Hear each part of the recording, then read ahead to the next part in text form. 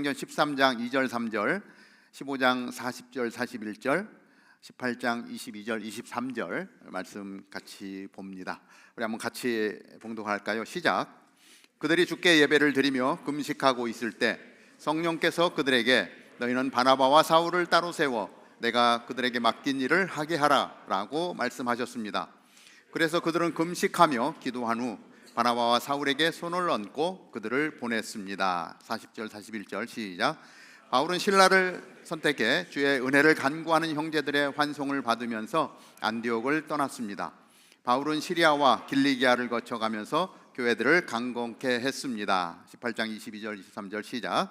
그는 가이사랴에 도착해서 예루살렘 교회에 올라가 인사한 뒤 안디옥으로 내려갔습니다. 안디옥에서 얼마 동안 지내던 바울은 그곳을 떠나 갈라디아와 부르기아 지방을 두루 돌며 모든 제자들에게 힘을 북돋워 주었습니다. 아멘. 시작했는가 했는데 벌써 마지막 시간을 맞습니다.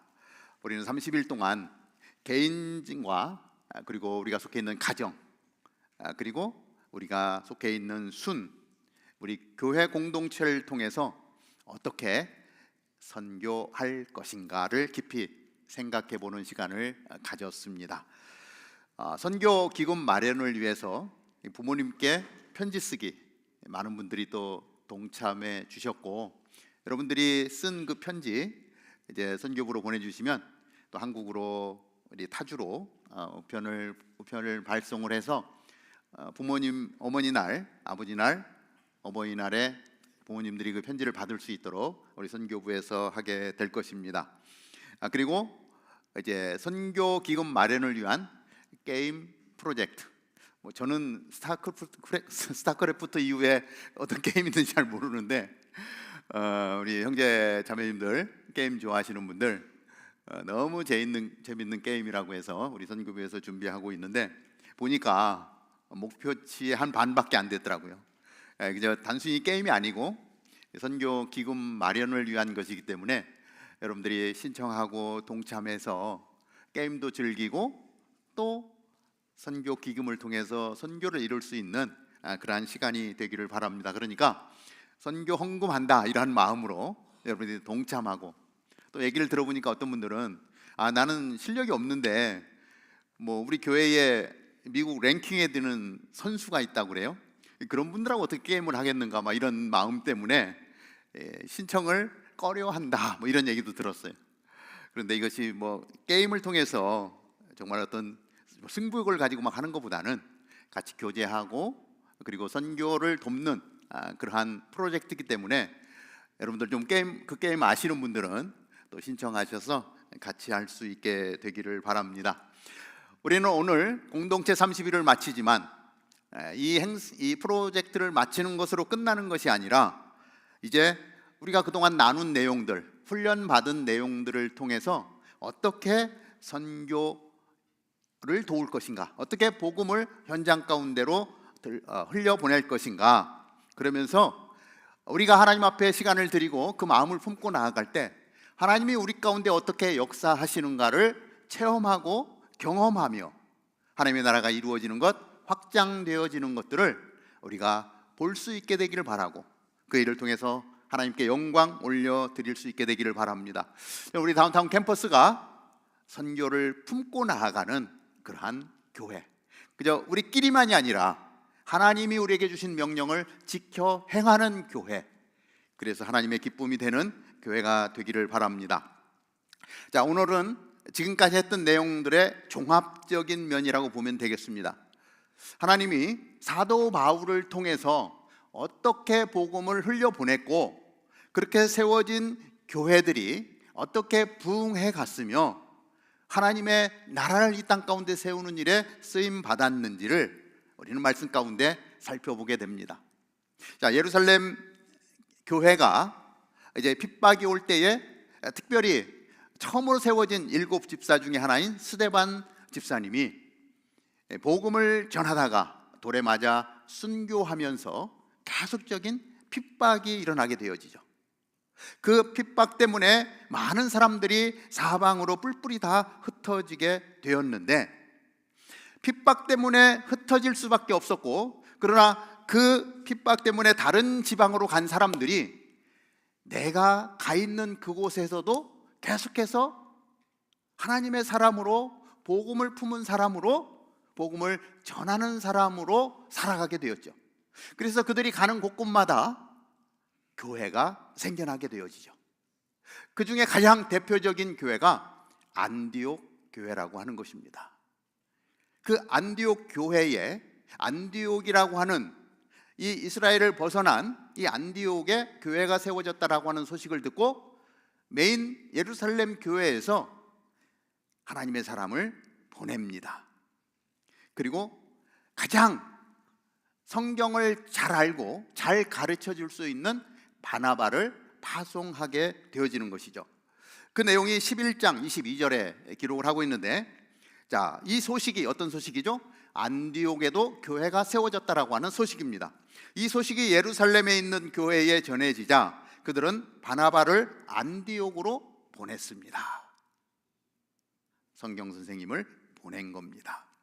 이 바나바는 이제 막중한 임무를 띠고 안디옥 교회를 향해서 나아가면서 바나바에게 생각나는 사람이 있었어요. 그 사람이 누구냐면 사울, 이제 나중에 이름이 바울로 바뀌죠. 자기 자신이 그 다메섹 도상에서 예수님을 만나고 어려운 시간들을 겪어내면서 복음의 사람으로 세워진, 그래서 그 복음을 깨달아 알게 되자 바로 자기의 전 모든 에너지를 복음을 전하는 일에 쏟고 있는 다소에 있던 바울을 생각해내고 바울을 초청합니다. 나하고 같이 안디옥 교회로 가자. 그래서 바울과 바나바는 동역을 하게 되었습니다. 안디옥 교회는 신생교회였고 사실 신생교회이기 때문에 연약한 것이죠. 그런데 이 안디옥 교회의 특징이 뭐냐면 성령이 충만했다는 거예요.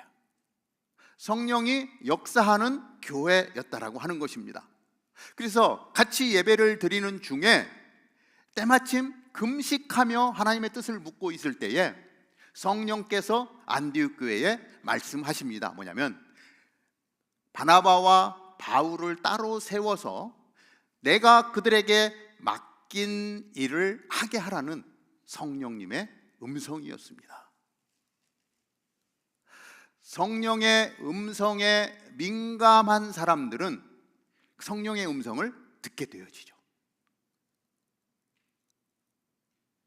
성령님이 말씀하시는데도 이것이 성령의 음성인지 아닌지 구분할 수 없는 사람들이 더 많습니다.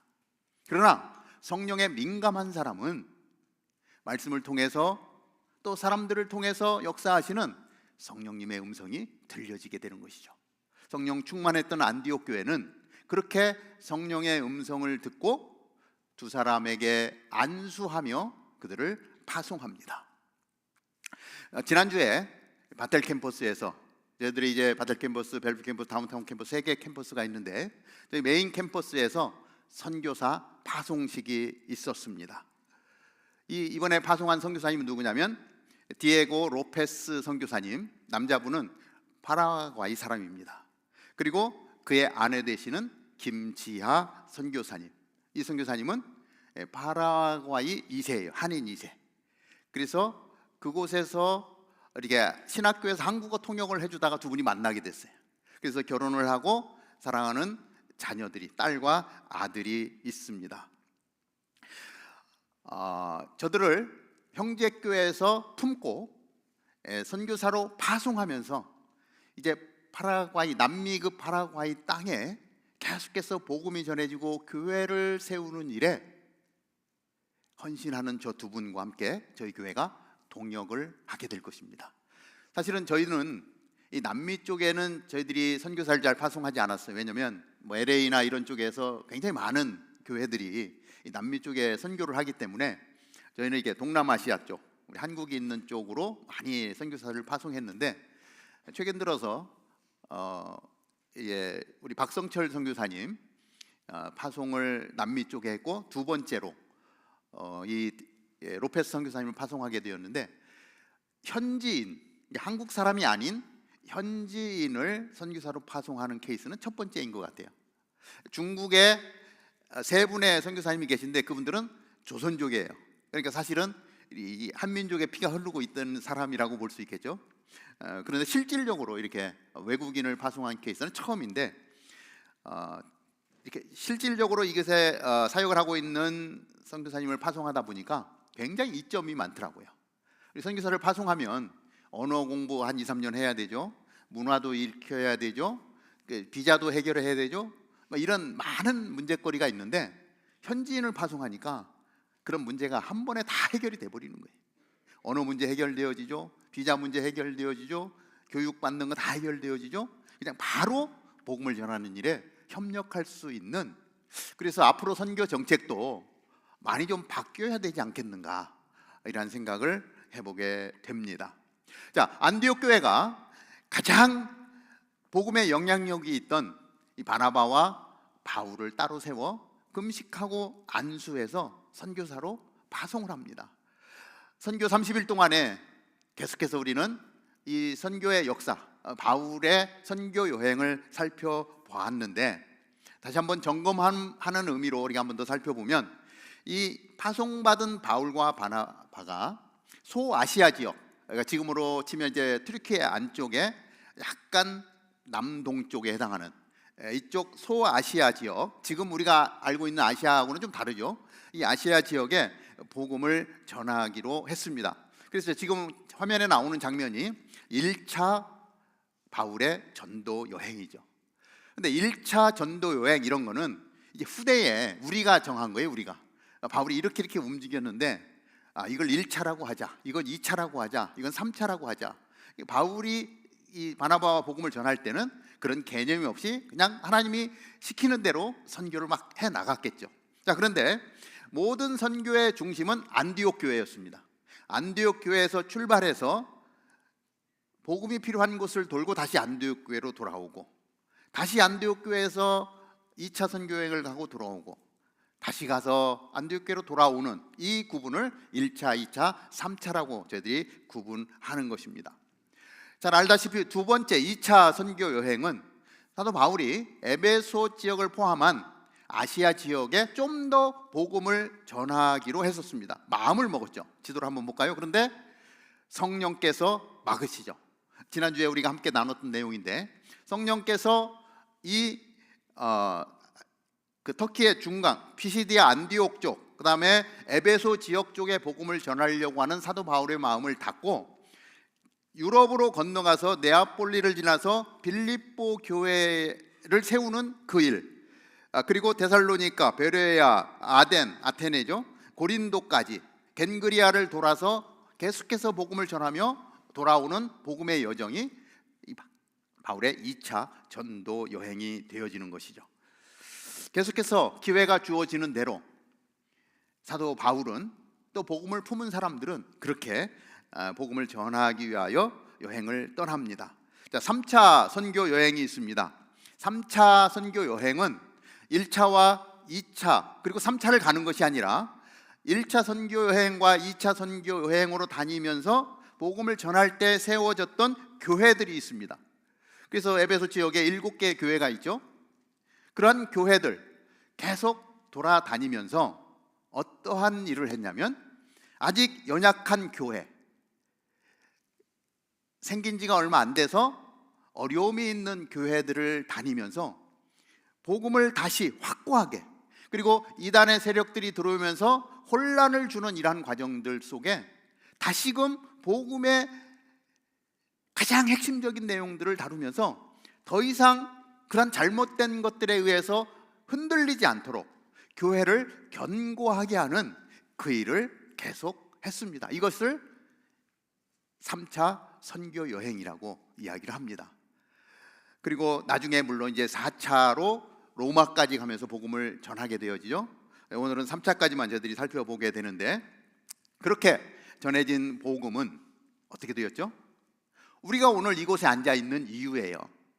사도 바울, 바나바, 그 외에 많은 하나님의 사람들, 제자들이 끊임없이 성령께서 시키는 그 일을 통해서 복음을 흘려보냈더니 우리 한국 사람들, 저와 여러분들에게도 그런 복음의 소식이 들려졌고, 한국에 세워진 교회들을 통해서 우리는 예수 그리스도를 만나고, 그리고 유학이든 이민이든 여러 형태로 시애틀에 살고 있는 우리들에게까지 그 복음의 영향력이 계속해서 흘러왔다라고 하는 것입니다.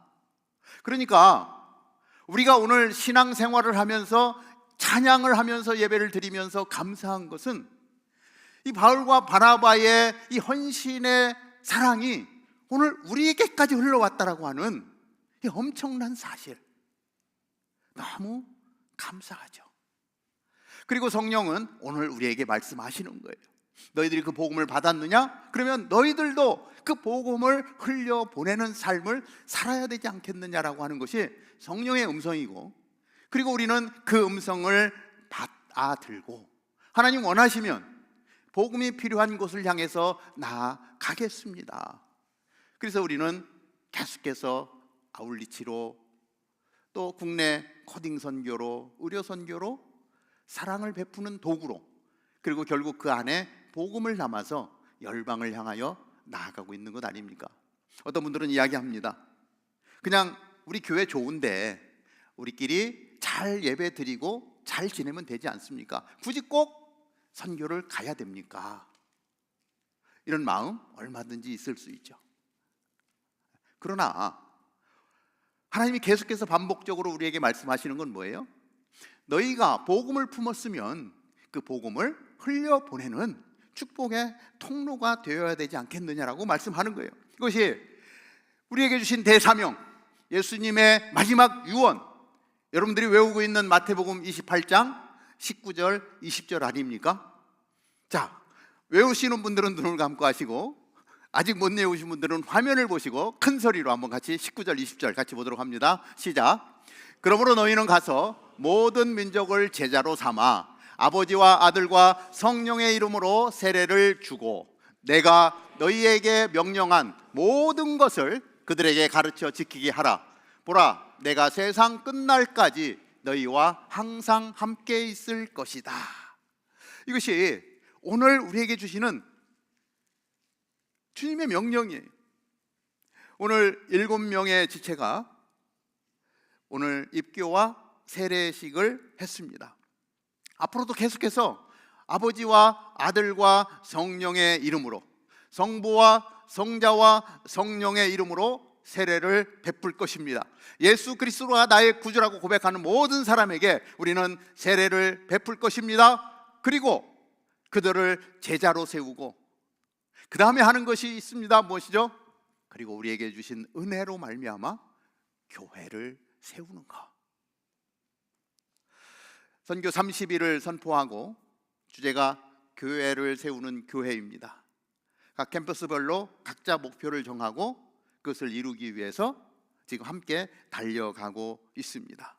우리는 데니얼 선교사님, 인도네시아에서 섬기시는 데니얼 선교사님과 연락을 하면서 인도네시아 땅에 교회를 세우자, 그래서 위에서 기도하고 있습니다. 제가 몇 번 드려서 알겠지만 또 나중에 세가족으로 오신 분들은 모르는 분도 있을 거예요. 이 이동열 선교사님, 이 영상으로 나가면 이제 자꾸 이름이 나가면 안 돼서 데니얼 선교사님이 유럽에서 이제 박사 학위를 받고 그리고 대학 교수로 가야 되는 분인데 은혜를 받아서 몽골 선교사로 헌신을 하셨어요. 그러니까 유럽에서 같이 있으면서 초창기에 우리 형제교회 멤버였고 형제교회에서 예수님을 믿기 시작한 분입니다. 이분이 선교사로 헌신을 했고, 그리고 몽골에서 복음을 전하다가 다시 인도네시아 땅에 부르심을 받고 그곳에 가서 이제 그 선교 사역을 펼치는데 새로운 프로젝트를 지금 준비하고 있죠. 이 호프 러닝 센터를 세워서 인도네시아 땅에 이 HLC 호프 러닝 센터를 계속해서 확장해 나가기 위한 계획을 가지고 있습니다. 지금 이 러닝 센터가 13군데가 세워졌고, 이 방과후 교실이나 이런 걸 통해서 지금 우리 학생들이 270명이 HLC에서 이렇게 배우고 있고 공부를 하고 있습니다. 그리고 프리스쿨이 두 군데가 있는데 거기에 약 45명의 학생들이 있고요.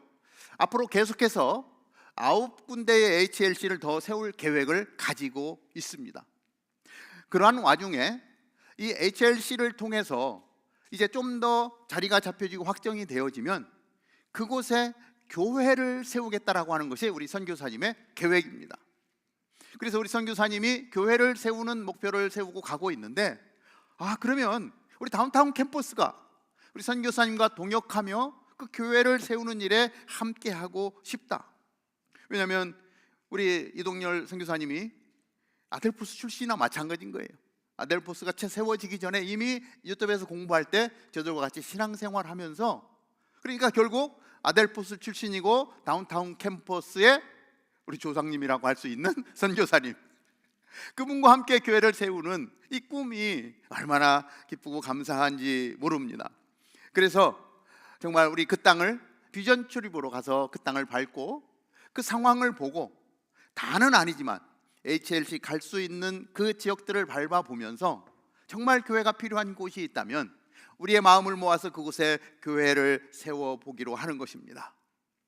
우리 작년에 한 해 동안 올 3월까지 케냐에 있는 학생들, 밥을 먹을 수가 없고 가난해서 공부할 수 없는 아이들을 60명을 입양해서 우리 사랑하는 지체들이 60명이 헌신해서 1년 동안 한 달에 20불씩 섬겨주셨어요.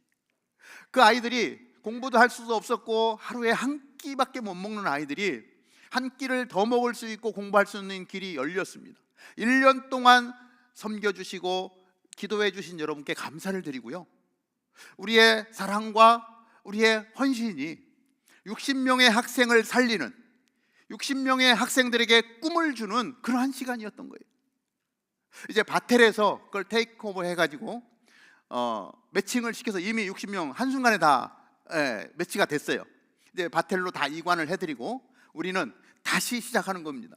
HLC에 속해 있는 우리 270명의 학생들, 그리고 프리스쿨에 있는 아이들까지 포함해서, 그리고 앞으로 9군데가 더 생겨나면 더 많은 아이들이 생겨날 텐데 그 아이들을 한 사람씩 우리가 책임을 지는 거예요.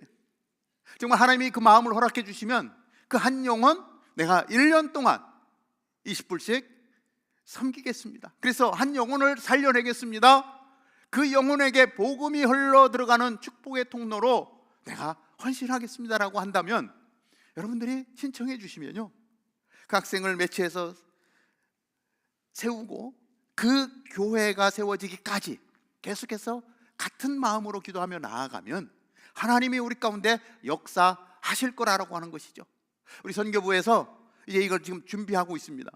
그래서 언제가 될지 모르겠지만 이 모든 것들이 완벽하게 준비가 되어지면 한 번 더 여러분들에게 이렇게 알려드리고, 여러분들의 마음이 품는 그 한 아이, HLC 그 센터 품고 우리의 마음을 모으고 기도하고 우리의 물질을 들여서 견고하게 세워가며 그것이 교회가 되도록 한다면, 우리는 정말 이 인도네시아 땅에, 우리도 안디옥교회처럼 아직은 연약하잖아요.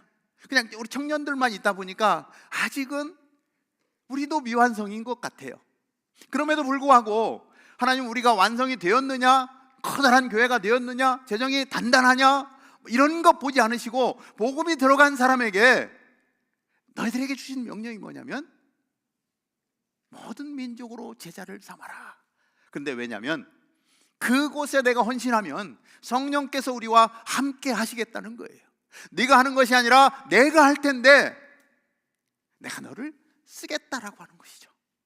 바울을 그렇게 사용했고요, 바나바를 그렇게 사용했어요. 거기에 필요한 건 뭐였냐면 하나님 나를 써 주소서라고 하는 내 마음의 드림이었던 것이죠.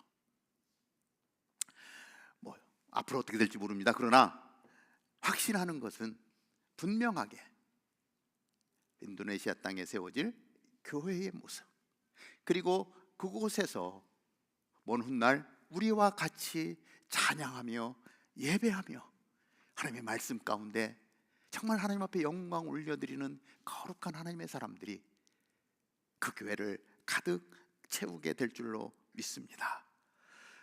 교회를 세우는 교회, 너무 멋있지 않습니까? 교회를 세우는 다운타운 캠퍼스. 우리는 30일 동안 숨가쁘게 달려왔습니다. 모든 민족을 제자로 삼아라. 선교하는 우리 가정, 선교하는 우리 순, 교회를 세우는 교회. 한 달 동안 우리에게 주신 이 말씀을 붙들고 힘있게 나아갈 수 있는 저와 여러분 되기를 주님의 이름으로 축복합니다. 우리가 왜 일을 해야 됩니까? 이것은 주님의 지상 명령이기 때문에 그렇습니다. 이제 우리 교회의 어떤 플랜이 아닌 거예요. 하나님의 지상 명령인 것입니다. 우리 교회가 존재하는 이유가 그것 때문인 거예요. 선교하지 않는 교회는요, 망합니다. 선교하지 않는 교회는, 왜냐하면 주님의 명령인데 주님의 명령을 따르지 않고 어떻게 교회가 존재할 수 있겠습니까? 우리는 선교하는 겁니다. 우리끼리 좋은데 이게 아니고요, 선교를 돕는 것입니다. 마지막으로 우리가 선교해야 되는 이유는 주님 오실 날이 가까워오고 있는 거예요. 한 영혼이라도 더 복음을 듣고 영원한 생명을 얻어야 되는 거예요. 그날이 언제인지 모르지만 긴박하게 복음을 전해야 될 이유가 있는 거예요. 그래서 주님 다시 오실 날을 바라보면 우리는 이 일을 하는 거예요.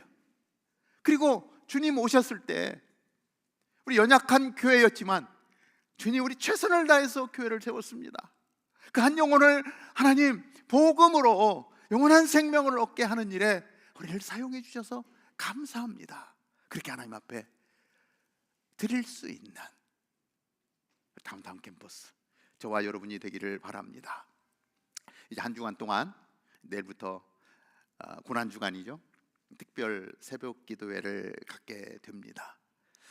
새벽에 우리 함께 이제 하루를 열면서 첫 시간을 하나님 앞에 드리며 우리를 위하여 십자가에 돌아가신 예수 그리스도를 묵상하며 하나님의 사랑을 확인하는 그러한 시간입니다.